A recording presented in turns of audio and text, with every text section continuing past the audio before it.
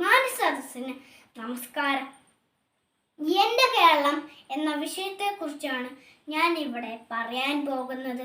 ദൈവത്തിൻ്റെ സ്വന്തം നാടെന്നറിയപ്പെടുന്നതാണ് കേരളം. ഇന്ത്യയുടെ തെക്കേ അറ്റത്ത് ഉള്ള ഒരു ചെറിയ നാടാണ് കേരളം.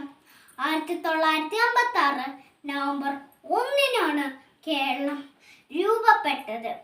വയലുകളും പുഴകളും തോടും മലകളും നിറഞ്ഞ കേരളം സഞ്ചാരികളുടെ പറുദീസയാണ്.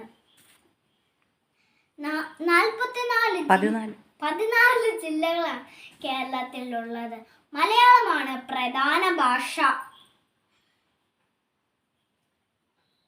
നമ്മുടെ കൊച്ചു കേരളം ഏത് മഹാമാരിലും തോളോട് തോള് ചേർന്ന് അതിനെ അതിജീവിക്കുന്നു. ഭാരതം എന്ന് കേട്ടാൽ അഭിമാനപൂരിതമാകണം അന്തരംഗം. കേരളം എന്ന് കേട്ടാൽ തിളയ്ക്കണം ചോര നമ്മുടെ ഞരമ്പുകളിൽ എന്ന വള്ളത്തോടിന്റെ ഈരടികൾ നമുക്കെന്നും പ്രചോദനമാകട്ടെ. നിർത്തിക്കൊണ്ട് നന്ദി, നമസ്കാരം, ജയ് ഹിന്ദ്.